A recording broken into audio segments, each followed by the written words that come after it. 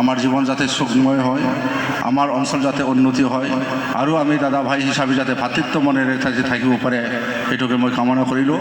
মই ডিচি দেগুৰীয়া নকম যে আপোনালোকৰ আশীৰ্বাদত, আপোনালোকৰ সহায়ত আজি মই এজন এই অঞ্চলৰ বা এই জাগাৰ এজন নিৰ্বাচিত কি হৈছে MCLA হ'লোঁ।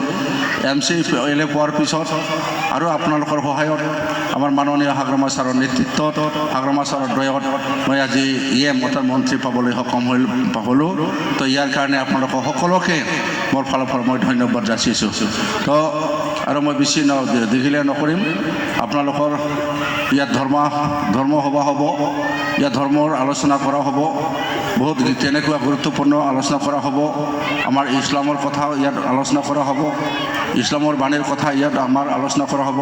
ইতিমধ্যে আমাৰ গুৰুজন আহি পাইছে, কলকাতাৰ পৰা যিটো গুৰু আহিছে মই লগ পালোঁ। যিজন হওক আমাৰ এই যে ধৰ্ম সভা যাতে ভালে ভালে মানে সফলমণ্ডিত হয় সেইটোকে মই কামনা কৰি মোৰ চমু বক্তব্য এটা সামৰিলোঁ। ধন্যবাদ। আমাৰ মাজত BPF দলৰ এজন কৰ্মকৰ্তা তথা ফুলেন্দা, তেখেতক এখন ফুলুম গামোচাৰে সম্বৰ্ধনা জনাব। লগতে এইখন অঞ্চল তথা বৰতলুৱাৰ ব্যৱসায়ীসকলে চিনি পায় মাধৱ সৰকাৰ, তেখেতক এখন ধন্যবাদ।